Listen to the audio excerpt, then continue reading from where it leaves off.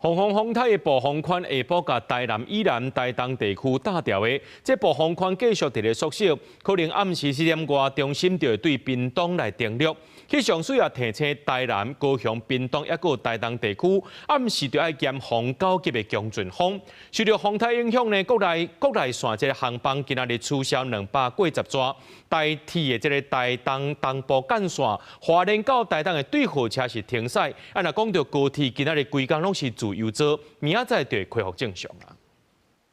受台风影响，本公司今日取消所有原定班次。晚下班的通勤尖峰，高铁为南港站佮加开自由座列车，因应风台10日全日取消原班表，采全自由座模式营运。南港中央2边每景点个别发出3班，每站停靠的自由座列车。平常都是买可能停比较少站的。对，所以对我来说会稍微久一点，但没关系。以我去云林的话，反而比较好，因为我云林就4点再来就5点，那我现在4点20可以搭。风台影响代替西部干线彰化到桃竹间对号列车由原停驶，区间车看风雨状况运行。东部干线树林到花莲间的对号列车，尾仔6点起开放，台东花莲采区间车运行。台东今天呈现停驶。由松山机场出发的国内线班机10日全部取消，风台等继续向台湾刷动，暴风圈伫下昼起打至台南以南到台南陆地，刷落来会减弱为热带性低气压。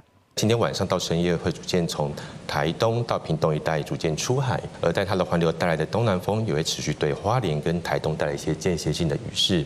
在通过的过程，台南、高雄、屏东甚至台东的陆地也都有阵风9级的情况。伫明到13起，风台消散远离的过程，东北季风阁增强，嘉南北海岸、屏东甲花莲，抑个有大台北山区可能有局部大雨，北部高屏、东北部地区朋友爱注意局部大雨。尤其是到了明天白天，可能在北部的山区这边可能会有比较大的这个累积雨量的情形。这3日以来，累积雨量拢集中伫宜兰境内，东沙乡2测站累积雨量拢有挖10毫米，所有路段雨势也真惊人。东澳累积雨量更加突破1000毫米。根据气象署观测资料，所有站11个雨量加上大时的雨量有130.5毫米，拢指数2019年每季风台记录。迄当时也是东北季风甲风台强迫效应造成的中港雨。公司新闻采访报道。